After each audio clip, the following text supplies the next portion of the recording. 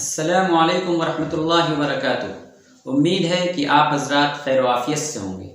Boards के इम्तिहान चूँकि बिल्कुल करीब आ चुके हैं तो बाज़ तलबा का इसरार था कि मैं इस ताल्लुक़ से भी कुछ बातें अर्ज़ कर दूँ। सबसे पहले मैं ये कहना चाहता हूँ कि वो तलबा जिनके बोर्ड्स के इम्तिहान हैं वो फ़ौरन एग्ज़ाम मोड के अंदर आ जाएं। एग्ज़ाम मोड का मतलब ये है कि अपनी 3 चीज़ों को दुरुस्त कर लें। सबसे पहली चीज़ ये है कि अपनी नीयत को पुख्ता कर लें। नीयत दुरुस्त करने और पुख्ता करने का मतलब ये है कि बिल्कुल ये तय कर लें कि हमें एग्ज़ाम की तैयारी के लिए भरपूर मेहनत करनी है, क्योंकि नीयत ही एक ऐसी चीज़ है जो आपके रवैये और अमल को बेहतर करती है। जब आप बेहतर नीयत करेंगे, पुख्ता नीयत करेंगे मेहनत करने के लिए, तो इसका फ़र्क ये पड़ेगा कि आपका रवैया बेहतर होगा। इसलिए दूसरा काम ये करें कि अपना रवैया मुस्बत रखें। रवैया मुस्बत रखने का मतलब ये है कि आप हमेशा अपने दिमाग में ये बात लाएं कि I can win, I can do, I can achieve good marks, कि मैं अच्छे नंबरात हासिल कर सकता हूँ, मैं इम्तिहान में कामयाब हो सकता हूँ, मेरे इम्तिहान में अच्छे नंबरात हासिल करूँगा। इस तरीके की आपका रवैया हो। ये आप कभी भी ना सोचें कि मैं ये चीज़ नहीं कर सकता, मैं इस चीज़ को अच्छे तरीके से मैं नहीं अदा कर सकता। तीसरी चीज़ ये है कि आप अपने अमल को दुरुस्त करें। हदीस में आया है कि इन्नमल आमालु बिन्नियात, आपके अमल का दारोमदार मुकम्मल तौर पर नीयत पर है। इसलिए नीयत अगर पुख्ता होगी तो आपका रवैया मुस्बत होगा, नीयत पुख्ता होगी तो आपका रवैया मुस्बत होगा, रवैया मुस्बत होगा तो आपका अमल बेहतर होगा। अमल को बेहतर करने का मतलब ये है कि आपके सामने इस वक्त सिर्फ और सिर्फ एक टारगेट होना चाहिए, वो है इम्तिहान की तैयारी।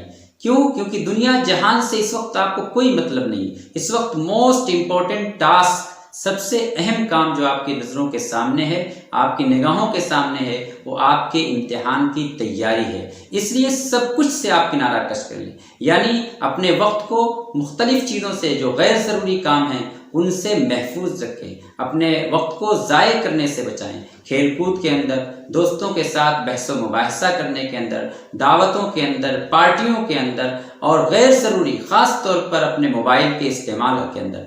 इस मोबाइल को तो बिल्कुल इस ज़माने के अंदर बेहतर होगा कि आप उसे स्विच ऑफ कर लें। ज़िंदगी भर आप मोबाइल इस्तेमाल करेंगे, लेकिन इस पीरियड के अंदर भी अगर आप मोबाइल इस्तेमाल करते आ रहे हैं और करते चले जा रहे हैं तो आपके इम्तिहान का जो फोकस बन रहा है, जो आपका कंसंट्रेशन बन रहा है पेपर की तैयारी के लिए, वो हमेशा गड़बड़ हो जा रहा है, उसमें दिक्कत आ रही है, उसमें परेशानी आ जाती है।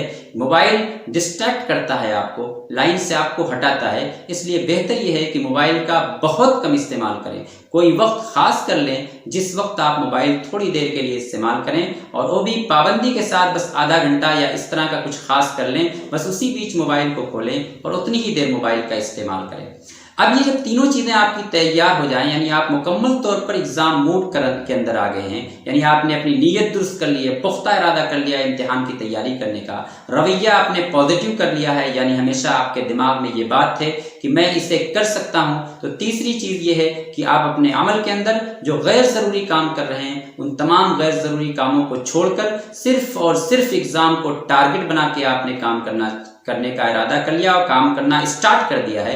तो अब इस बात को ध्यान देना है कि चौथा वो काम करना है कि आपको अपना टाइम टेबल सेट करना है। टाइम टेबल सेट करने में इस बात का खास ध्यान देना है कि आपकी नींद मुतासिर नहीं होनी चाहिए, यानी 6 से 8 घंटे की जो भरपूर नींद है वो आपको मुकम्मल तौर पर हासिल करनी चाहिए। क्योंकि अगर आपकी नींद के अंदर कोई खलल पड़ता है, आप ज़्यादा पढ़ने के चक्कर में अगर आप अपनी नींद के साथ समझौता करते हैं तो आप फ्रेश नहीं होते, और जब आप फ्रेश नहीं होते तो आप जब पढ़ने बैठते हैं तो उस बैठने के अंदर आपकी क्वालिटी नहीं आती, उस मुताले के अंदर, उस स्टडी के अंदर क्वालिटी नहीं आती। और इम्तिहान पीरियड के अंदर आपकी स्टडी के अंदर जहाँ क्वांटिटी की ज़रूरत है, वहीं क्वालिटी की सबसे ज़्यादा ज़रूरत है। यानी जितनी देर भी आप पढ़ रहे हैं वो क्वालिटी का होना चाहिए। दूसरी बात, टाइम टेबल को सेट करने के वक्त इस बात का ध्यान दें कि टाइम टेबल जो आप सेट कर रहे हैं वो वक्त ओरिएंटेड ना हो, टाइम ओरिएंटेड ना हो। वक्त के एतबार से नहीं कि 6 बजे ये करेंगे, 7 बजे ये करेंगे, 8 बजे नहाएंगे और फिर फ्रेश होंगे। इस तरह से टाइम टेबल सेट करना बहुत मुनासिब नहीं होता है। टाइम टेबल को टास्क ओरिएंटेड बनाना चाहिए। इस्लाम ने भी इस बात का ध्यान दिया है। कुरान करीम में नमाज को किताब मौकूता कहा गया, यानी एक ऐसा फ़र्ज़ है जो वक्त के साथ फ़र्ज़ है। नमाज एक अमल है जब भी कोई अमल वक्त की पाबंदी के साथ नहीं होता है वो रिजल्टफुल नहीं होता है, वो नतीजा बख्श नहीं होता है। इसलिए बेहतर ये है कि आप अपने काम जो आप निज़ाम औकात बनाएं वो वर्क ओरिएंटेड हो, टास्क ओरिएंटेड हो।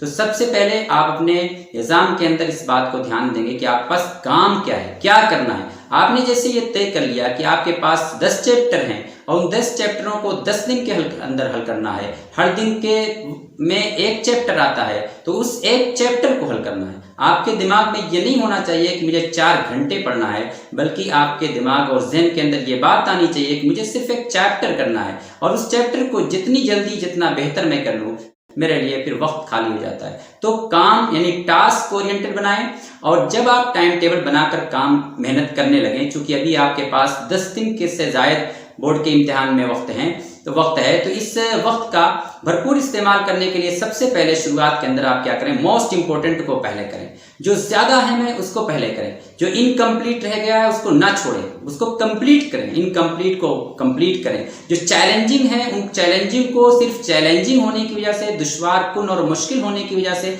आप उन्हें बाद के लिए ना छोड़ें, उन्हें सबसे पहले करें। तो इनकम्प्लीट को कंप्लीट करें, चैलेंजिंग वंस को पहले डील करें, जो मोस्ट इंपॉर्टेंट है उनको पहले करें, पहले आसानी से मत शुरू करें। दूसरी बात यह कि अपने पास टारगेट सेट कर लें कि आपको ये इतने नंबर हासिल करने। अगर आपने कोई हदफ नहीं तय किया है कि मुझे ये हासिल करना है, मुझे इतने नंबरात कम से कम हासिल करने हैं, तो आपकी मेहनत के अंदर जान नहीं रहेगी। आपकी मेहनत के अंदर जो धुन होनी चाहिए वो धुन और लगन की कमी रह जाएगी, उस शौक की कमी रह जाएगी। इसलिए आप एक मंजिल जरूर तय करें कि मुझे कम से कम इतने नंबरात हासिल करने हैं। और मुकाबला हमेशा खुद से करें। कभी भी इम्तिहान की तैयारियों में अपने दूसरे साथियों की मदद करने से गुरेज न करें, उनकी मदद करें और मुकाबला खुद से किया करें, दूसरों से मुकाबला नहीं किया जाता। मुकाबला खुद से करने का मतलब ये होता है कि आप अपनी सलाहियतों के एतबार से, जब इंसान जिस तरीके से खरगोश और कछुए के अंदर जब मुकाबला हुआ तो कछुआ जीता और खरगोश हारा। क्यों?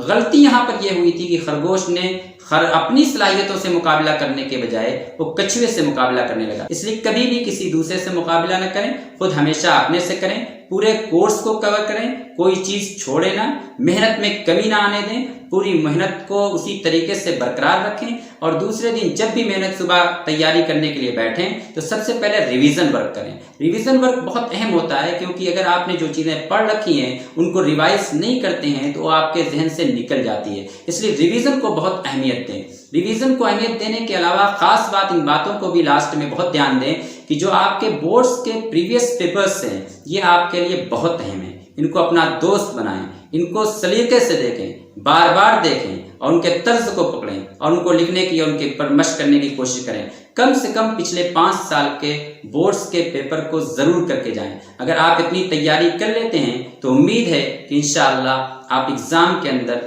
अच्छी परफॉर्मेंस का मुजाहरा करेंगे। आखिरी बात है और इस आखिरी बात पर अपनी बात को खत्म करूंगा, वो ये कि एक इम्तिहान है जिसकी हम तैयारी कर रहे हैं, 2 और इम्तिहानात हमारे साथ साथ चलते हैं। एक इम्तिहान हमारी जिंदगी लेती है। इस एग्जाम को पास करने के बाद ऐसी कोई गारंटी नहीं दी जा सकती कि आगे आप लाइफ में कामयाब हो जाएंगे। लाइफ, जिंदगी खुद हमेशा हर पल हमारा इम्तिहान लेती रहती है। वो हमारे रवैये को, हमारे मिजाज को, हमारी आदत को, हमारे अतवार को, हमारे कामों को चेक करती रहती है। तो ये बहुत अहम है कि जिस वक्त हम इस इम्तिहान की तैयारी कर रहे हों ये बात भी हमारे दिमाग में रहनी चाहिए कि अपने मिजाज को हमें बदलने की ज़रूरत है तो बदलें, आदतों को बदलने की ज़रूरत है तो बदलें, रवैये को बदलने की ज़रूरत है तो बदलें, फिक्र को बदलने की ज़रूरत है तो बदलें, क्योंकि ये आपको ज़िंदगी के इम्तिहान में फिर नाकाम बना देती है। इसलिए आपको उस इम्तिहान को भी ध्यान दे देना है। और एक आखिरी इम्तिहान जो हमें इस दुनिया से जाने के बाद आखिरत के लिए देना है, क़यामत के दिन देना है,